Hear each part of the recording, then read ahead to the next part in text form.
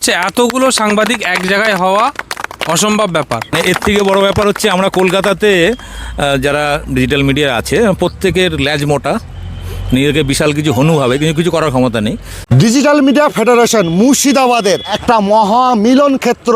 এতগুলো সাংবাদিক, প্রায় 70 জন সাংবাদিক কিন্তু আজকে এখানে উপস্থিত হয়েছে অলসন্ডা, নবগ্রাম, শালবন। ডিজিটাল মিডিয়া ফেডারেশনের একটা তো পিকনিক ছিল, সঙ্গে যারা এর আগে ওয়ার্কশপ করেছিল তাদের সার্টিফিকেট এখান থেকেই দেওয়া হলো এবং আজকে সাংগঠনিক আলোচনা হলো মুর্শিদাবাদ ডিজিটাল মিডিয়া কীরকম কাজ করছে, রিভিউ একটা কমিটি সেটাও হলো।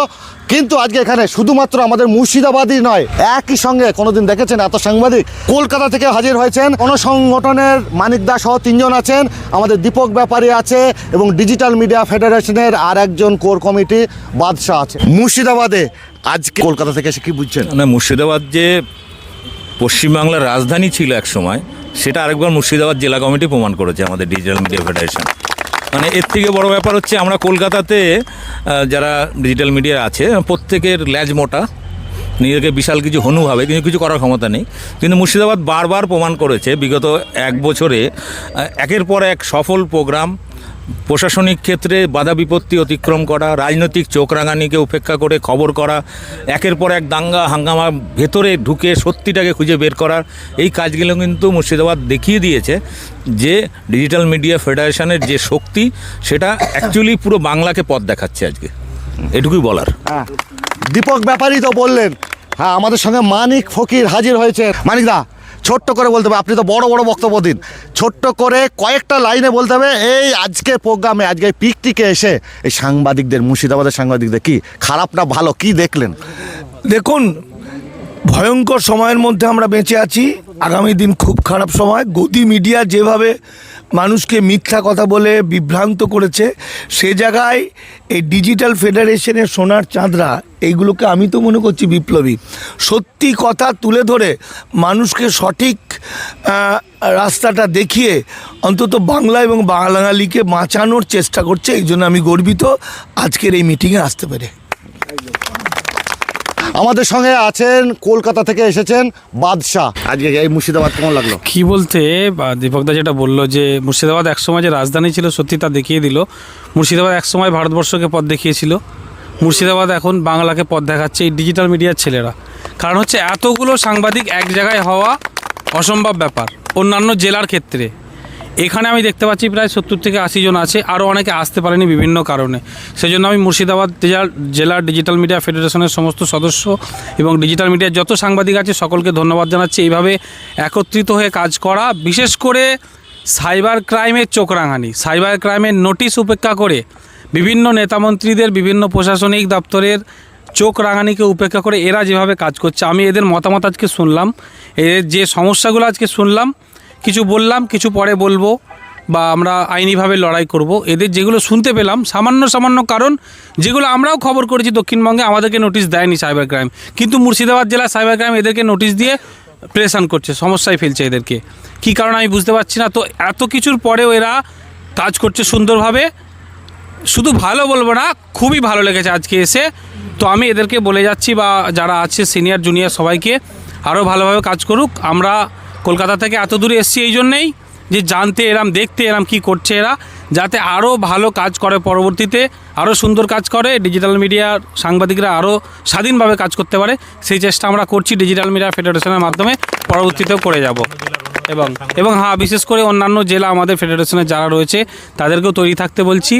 তাদের আমরা সাড়া কম পেয়েছি, এই মুর্শিদাবাদে যেমন বেশি সাড়া পাচ্ছি, অন্যান্য জেলায় সাড়া কম পেয়েছি, সেই কারণে আমরা জেলা সম্মেলন করতে পারিনি। তবে আমরা রাজ্য সম্মেলন খুব শিগগিরই, 26 সাল তো চলেই এলো, খুব শিগগিরই রাজ্য সম্মেলন করব। করার পরে আরও ভোট আসছে সামনে, কাজ আছে, আমরা জেলা সম্মেলনগুলো করব। এবং আমাদের প্রতিনিয়ত যোগাযোগ রয়েছে, আমরা বেশি হইচই করি না, বেশি লাফালাফি করি না, আমরা একেবারে চট করে তাল গাছে উঠে যেয়ে বুক ছিঁড়ে নিচে নামি না, আমরা আস্তে আস্তে চলছি। অন্যান্য সংগঠন এই করছে সেই করছে, অনেক কিছু করছে, করুক, তাদের ব্যক্তিগত ব্যাপার। আমরা আস্তে আস্তে কাজ করছি। আমরা সাংবাদিকদের সমস্যা নিয়ে কাজ করব, সাংবাদিকদের বিষয় নিয়ে কাজ করব। আমরা কোনো স্বেচ্ছাসেবক নয়, কম্বল বিতরণ করব, রক্ত দান করব, খাদ্য সামগ্রী দান করব, এইসব নয়। সাংবাদিকদের সমস্যাগুলো মেটাবো। সাংবাদিকরা সমাজ সংস্কার করে, সেজন্য আমরা সাংবাদিকদের ঠিক রাখতে পারলে সমাজ ঠিক থাকবে। একদম। দিদি, কেমন লাগলো আপনাদের দামাল বাংলার?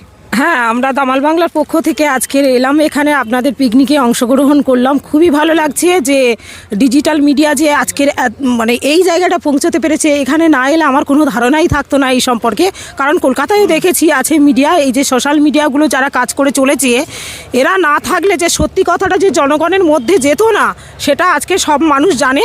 কারণ গদি মিডিয়ারা তারা কেবলমাত্র যেগুলো সরকার চায় যে ধরনের খবরগুলো, সেই খবরগুলো প্রচারিত হয়, কিন্তু মানুষের কথা, মানুষের খবর, সত্যি কথাটা মানুষের কাছে কিন্তু আজকে যাচ্ছে যেভাবে, সেটা কিন্তু এই মিডিয়াগুলোর জন্য। এই সোশ্যাল মিডিয়া না থাকলে সত্যি সত্যি মানুষ পিছিয়ে পড়তো, সত্য খবর থেকে মানুষ পিছিয়ে যেত। এইটুকু ধন্যবাদ সবাইকে, আমার খুবই ভালো লেগেছে। আজকে এই পুরো অনুষ্ঠানে কি বলবেন? কলকাতা থেকে আগত সবাই এসছে এবং আমরা যে সমস্ত সাংবাদিক আজকে পিকনিকের মধ্য দিয়ে যে আমরা একত্রিত হতে পেরেছি, তার জন্য সমস্ত সাংবাদিক এবং কলকাতা থেকে যারা এসে সবাইকে আমি আমার অন্তঃস্থল থেকে ধন্যবাদ জ্ঞাপন করছি।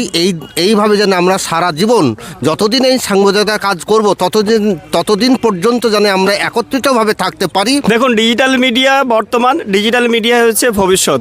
যারা প্রথম সারির বলে ঘোষণা করতো তারা বর্তমানে ডিজিটাল মিডিয়া এসছে, যারা পেপার বলতো তারাও ডিজিটাল মিডিয়ায় এসছে, এবং আমরা ডিজিটাল মিডিয়ার কর্মী।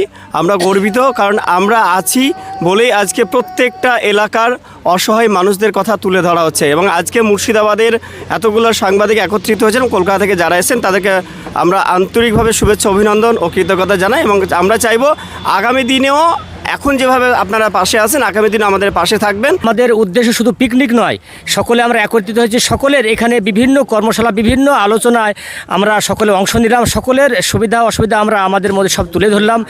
আমি মনে করি সাংবাদিক শুধু সাংবাদিকতা নয়, এটা সমাজের একটা অত্যন্ত দায়িত্ব বহন কাজ। মুর্শিদাবাদ নয়, আজকে নবগ্রামের মাটিতে, আমি নবগ্রামের ছেলে, আজকে এখানে এসে আজকে মিডিয়াদের যে একতাবদ্ধ, এটা দেখে খুবই ভালো লাগলো।